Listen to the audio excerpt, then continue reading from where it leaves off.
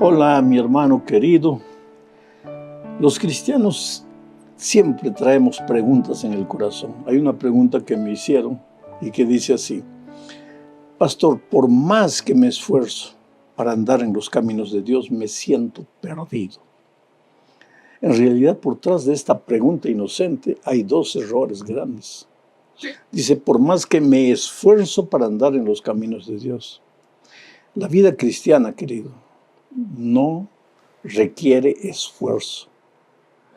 Tú no puedes alcanzar el ideal que Dios tiene para ti usando la voluntad, el dominio propio, la fuerza, por más que me esfuerzo.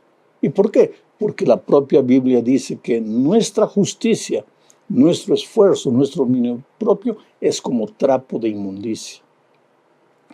Lo que tú tienes que hacer, en lugar de esforzarte para andar en los caminos de Dios, si quieres usar el esfuerzo, úsalo para separar un tiempo todo día para mantener la comunión con Cristo, estudiando la palabra, orando y testificando el amor de Jesús para otras personas. El segundo error de esta pregunta es, me siento perdido. Jeremías dice, engañoso es el corazón y perverso. ¿Quién lo comprenderá? Este corazón, cuando estás bien, te va a hacer sentir que estás mal. Y cuando estás mal, te va a hacer sentir que estás bien. Entonces, la vida cristiana no es sentir, porque el corazón humano es engañoso. Tú tienes que creer en la palabra de Dios. Y la palabra de Dios dice que si tú vives en comunión con Él, si tú andas con Él, si tú caminas con Él, si tú estás conectado a Él, los frutos van a aparecer. Los frutos, andar en los caminos de Dios, van a aparecer de manera natural. Entonces tú concéntrate en mantener la comunión con Cristo y deja todo lo demás en las manos de Dios y no creas mucho en tus sentimientos. Ok, vamos a la lección número 11 para el 15 de junio del año 2024. El título de la lección es El conflicto inminente. Y el propósito de este estudio es mostrar que a medida que nos aproximemos del fin, el enemigo va a quedar tan airado con el pueblo de Dios fiel, porque él no consigue engañar al pueblo de Dios, porque el pueblo de Dios tiene la Biblia abierta, la luz de la palabra de Dios y no se deja engañar. Entonces el enemigo se va a airar tanto que va a hacer guerra, va a perseguir, va a usar la fuerza para obligar a los hijos de Dios a adorar al diablo o a cualquier cosa menos a Dios. Entonces vamos ahora a la primera parte de este estudio, el conflicto final del Apocalipsis. Mira, el conflicto comenzó en el cielo por causa de la adoración. Lucifer se levantó y consiguió engañar a una tercera parte de los ángeles, haciéndolos creer que no deberían adorar a Dios ni obedecerle. Adórenme a mí, dijo, obedézcanme a mí. Acusó a Dios de ser arbitrario, dictador, tirano. Él prometió libertad. Él prometió que sería un líder diferente. Y con sus mentiras logró engañar una tercera parte de los ángeles. Ahora vamos a ver lo que dice Apocalipsis 14, 7 al 9. Pero leamos este texto con el contexto de que en el cielo el conflicto empezó por causa de la adoración. Ahora Dios levanta en los últimos tiempos a un pueblo especial, un pueblo fiel para predicar el evangelio eterno. Y mira lo que dice Apocalipsis 14, 7 y 9. Diciendo a gran voz, este ángel de Apocalipsis 14 se levantó diciendo a gran voz, temed a Dios y dadle gloria, porque la hora de su juicio ha llegado. y adorad a aquel que hizo el cielo y la tierra y el mar y las fuentes de las aguas. Y el tercer ángel lo siguió diciendo a gran voz: si alguno adora a la bestia y a su imagen, y recibe la marca en su frente o en su mano, él también beberá del vino de la ira de Dios, que ha sido vaciado puro en el cáliz de su ira. Hay dos cosas que hay que notar aquí. En el cielo, los fieles adoradores de Dios fueron 70%, pero hubo un 30% que escuchó los engaños, la seducción del enemigo y se fue con él. El gran conflicto era por causa de la adoración.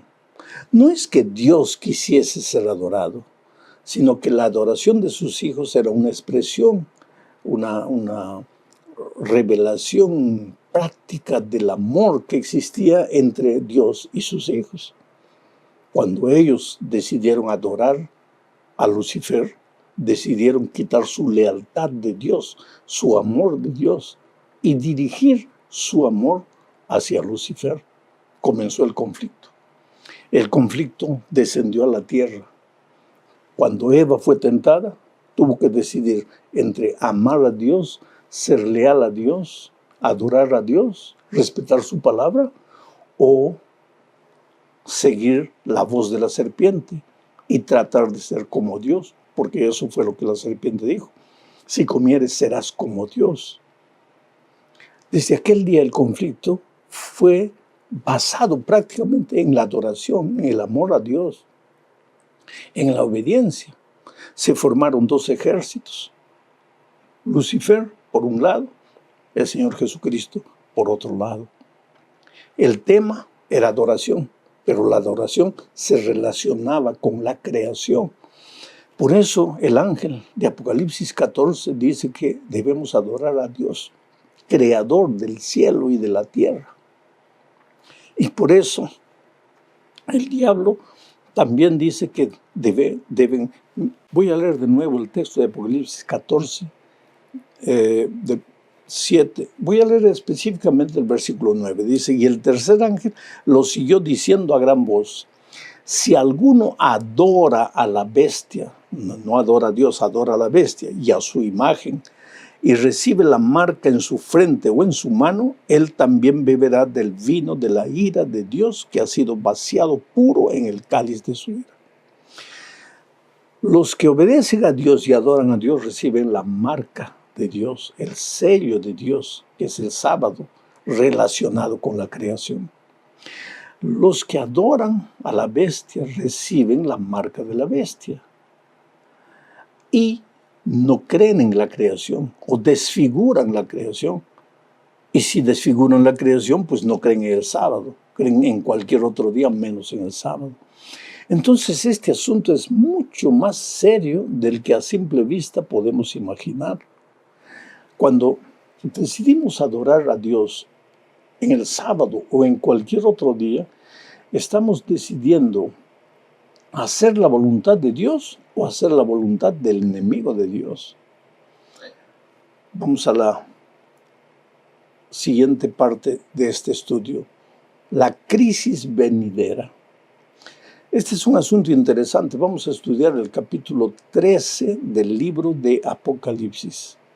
En este capítulo 13 se presenta a dos poderes que sacudirán el mundo en los últimos días. El primer poder sube del mar y el segundo poder sube de la tierra. Y ambos son instrumentos del dragón. El dragón es el diablo y Satanás, según Apocalipsis. Quiere decir, para sacudir al mundo en los últimos días, en Apocalipsis se habla de dos bestias. La palabra bestia puede parecer peyorativa, pero no lo es. En profecía, la palabra bestia significa poder. Quiere decir que en los últimos días aparecerán dos poderes. Un poder que sale del mar. Y de acuerdo con la profecía, el mar, las aguas, significa gente. O sea, Este poder recibe fuerza de la gente. Mucha gente lo sigue y le confiere poder. Pero el verdadero poder lo recibe del dragón. El dragón también permite que se levante otra bestia, otro poder que viene de la tierra. Vamos a ver todo esto al estudiar este capítulo 13. Vamos a leer primero los versículos 1 y 2 para ver la descripción de este poder, del primer poder. Dice así: me paré sobre la arena del mar y vi subir del mar una bestia. Y la bestia que vi era semejante a un leopardo, y sus pies como de oso, y su boca como boca de león. Y el dragón le dio su poder y su trono y gran autoridad. Interesante. El diablo, el dragón, nunca se presenta como diablo. En el jardín del Edén se presentó como una bella serpiente.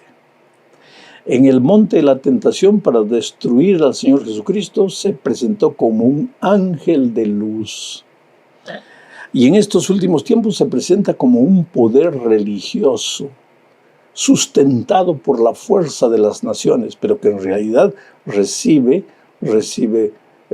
este poder recibe la fuerza del dragón. Ahora vamos a tratar de identificar a esta bestia. En nuestra lección de la escuela sabática se trata este asunto en dos partes. Yo la voy a tratar en una sola parte. Vamos a ver qué características tiene esta primera bestia que sale del mar. En el versículo 8, recuerda que estamos estudiando el capítulo 13 del libro de Apocalipsis. En el versículo 8 dice: y la adoraron a la bestia, y la adoraron todos los moradores de la tierra, cuyos nombres no estaban escritos en el libro de la vida del Cordero, que fue inmolado desde el principio del mundo. Quiere decir que este es un poder religioso y que recibe la adoración de todos o de la gran mayoría de los seres humanos.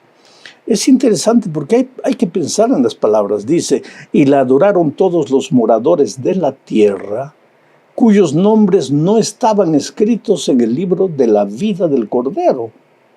O sea, tú tienes dos opciones: o adoras al Cordero, al Señor Jesucristo, y tu nombre es escrito en el libro de la vida, o tú adoras a esta bestia, que es un poder religioso, y entonces tu nombre no estará escrito en el libro de la vida del Cordero.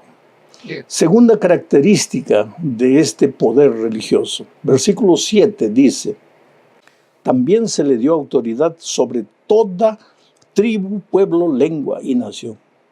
O sea, este poder, además de ser un poder religioso, es también un poder político que tiene autoridad sobre toda tribu, lengua, pueblo y nación. Tercera característica. El versículo 3 del capítulo 13 dice: vi una de sus cabezas de la bestia como herida de muerte, pero su herida mortal fue sanada, y se maravilló toda la tierra en pos de la bestia. Esto quiere decir que en algún momento de la historia este poder religioso perdió su poder, pero después la herida sana y ahora impone respeto y la admiración del mundo. Ahora vamos a la cuarta característica. El versículo 5 del capítulo 13 dice: también se le dio boca que hablaba grandes cosas y blasfemias, y se le dio autoridad para actuar 42 meses. O sea que este poder es un poder blasfemo, que se atreve a hablar contra Dios o a ocupar el lugar de Dios, y tiene poder durante 42 meses, o sea, 1260 años. Ya vimos eso en lecciones anteriores. La característica número 5 dice que este poder persigue al pueblo de Dios. Mira lo que dice el versículo 7. Se le permitió hacer guerra contra los santos y vencerlos por un periodo de tiempo, 42 meses. Sexta característica, del versículo 5 dice, se le dio autoridad para actuar por 42 meses. Su poder dura 42 meses, lo que en lenguaje profético, ya lo dijimos, significa 1260 años. O sea, aquí se habla de un poder que forzará la conciencia de las personas para que adoren a la bestia y no adoren a Dios. La pregunta clave es, ¿quién es este poder? ¿Dónde está este poder hoy? ¿A quién simboliza este poder? Entonces vamos a tener que responder algunas preguntas. La primera pregunta, ¿conoces tú algún poder hoy día que además de ser un poder religioso, tenga una influencia política tremenda sobre la mayoría de los países y de los pueblos de este mundo? ¿Conoces? Si conoces un poder religioso, que además de religioso sea político y tenga influencia en la mayor parte del mundo, esa es la bestia de que habla el capítulo 13 de Apocalipsis. Segunda pregunta, ¿conoces tú algún poder religioso que además de poseer esta primera característica, haya perdido su fuerza política en algún momento de la historia para recuperarla después? El texto de la Escritura dice, vi una de sus cabezas como herida de muerte, pero su herida mortal fue sanada y toda la tierra se maravilló en pos de ella. ¿Conoces algún poder que en el año 1798 el líder de ese poder haya sido capturado por un general llamado Berthier y llevado preso, y que después, el año 1929, Bernardo Mussolini le devolviera el poder, la fuerza a ese poder? Pues entonces ya tienes la respuesta. Tercera característica, y yo te hago la pregunta, ¿dónde puedes ver un poder religioso respetado y admirado por reyes, presidentes, ministros, jefes de Estado? ¿Conoces ese poder? ¿Qué poder religioso es respetado? Pueden no creer en él, pero todos lo respetan. ¿Dónde está ese poder? En cuarto lugar, te hago otra pregunta. ¿Es posible que ese poder haya blasfemado alguna vez contra Dios? O, en las palabras del profeta Daniel, haya tratado de cambiar los tiempos y la ley de Dios. Blasfemar es atreverse a colocarse en lugar de Dios, a querer cambiar la palabra de Dios. Y Daniel dice que ese poder intentó cambiar los tiempos y la ley de Dios. ¿Quieres encontrar ese poder? Abre la Biblia, Éxodo 20, lee la ley de Dios, los mandamientos de Dios. Y después, abre el catecismo y busca la ley de Dios y compara. ¿La ley de Dios es la misma registrada en la Biblia o han intentado cambiar la ley de Dios? Ese es el asunto. Quinta pregunta. Este poder religioso político ha perseguido a los fieles adoradores de Dios y estudiosos de la palabra de Dios durante 1260 años. ¿Conoces a ese poder? Es interesante, porque la respuesta es tuya. Yo no te voy a dar la respuesta.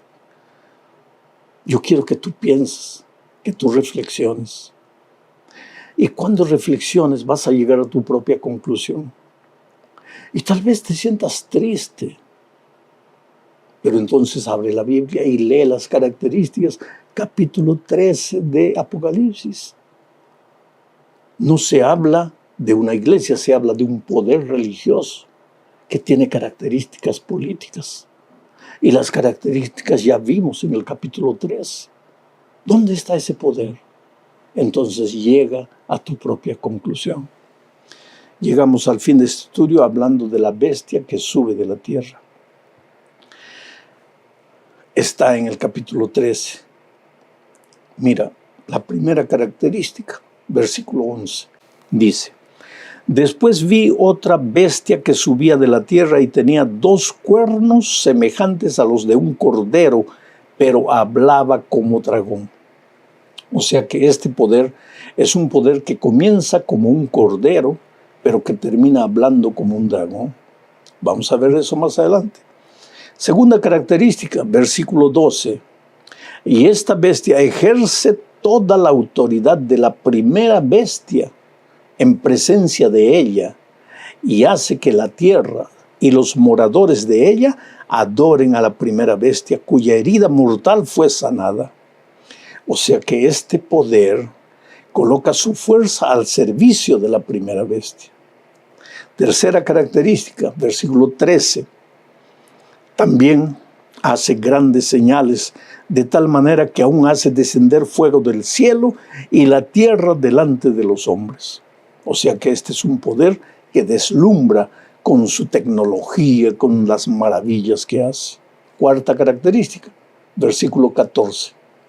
Y engaña a los moradores de la tierra con las señales que se le han permitido hacer en presencia de la bestia, mandando a los moradores de la tierra que le hagan imagen a la bestia que tiene la herida de espada y vivió.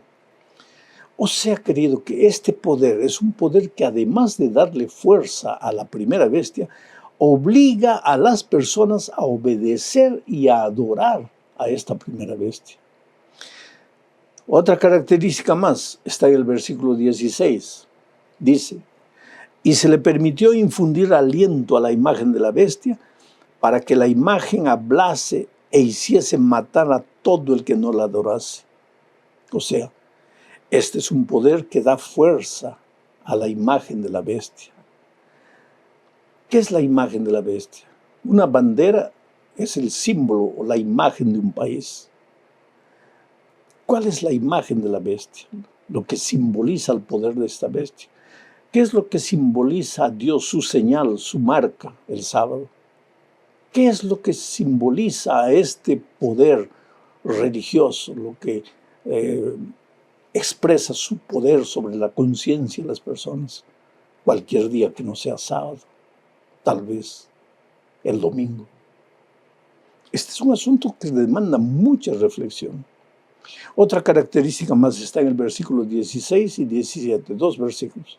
Dice así: a todos, este poder hace que a todos, pequeños y grandes, ricos y pobres, libres y esclavos, se les pusiese una marca en la mano derecha o en la frente. Aquí está la marca.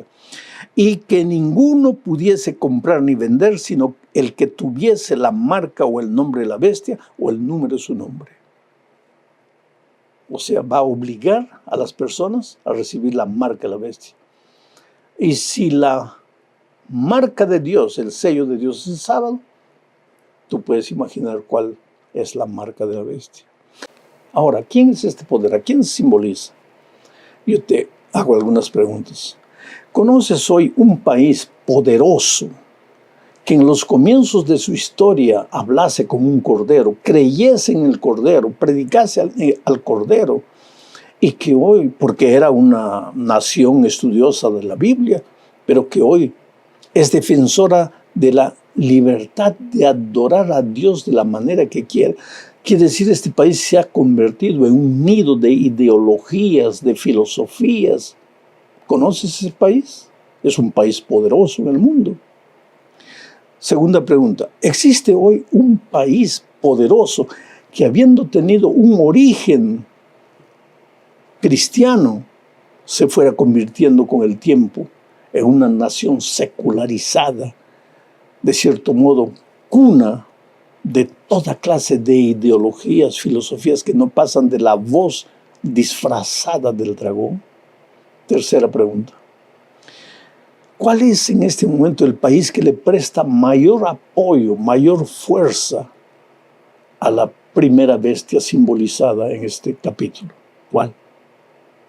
Cuarta pregunta: ¿cuál es hoy el país que deslumbra con su tecnología, con su poderío militar, y que la historia presenta como el único país que un día se atrevió literalmente a hacer caer fuego del cielo destruyendo 2 grandes ciudades. Quinta pregunta. Hasta aquí es fácil identificar este país, echando mano solo de las Escrituras, porque todas estas características se están cumpliendo de alguna manera. Pero el texto sagrado menciona todavía 2 características más. Este país escogerá un día de la semana como símbolo del primer poder mencionado en este capítulo. Y en segundo lugar, este país será el origen de un decreto de obligatoriedad de guardar ese día de la semana como homenaje al primer poder religioso de Apocalipsis 14.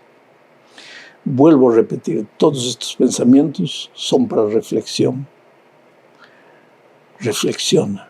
Reflexionar es leer, es meditar, es pensar. Muchas veces la reflexión te lleva al sufrimiento, al dolor, al llorar. Muchas veces te vas a agarrar la cabeza y decir, pero mi Dios, ¿es esto realmente así? Tienes la Biblia en tus manos. Lee. Yo tengo 2 libros escritos, quiere decir un libro, ¿no? El tercer milenio y las profecías del Apocalipsis. Ese libro fue reproducido bajo el título de El último llamado. Si puedes conseguir ese libro por ahí y leer ese libro, vas a encontrar en detalles la explicación de todo esto que hablé apenas en 20 minutos. Que Dios te bendiga, querido. Oro por ti. Tú eres una persona maravillosa, sincera. Yo no tendría el derecho de hacerte sufrir, pero la Biblia es la palabra de Dios. Y delante de la Biblia todos tenemos que reverenciarlo, inclinar la cabeza con reverencia y aceptar lo que Dios dice. Un grande abrazo, felicidades.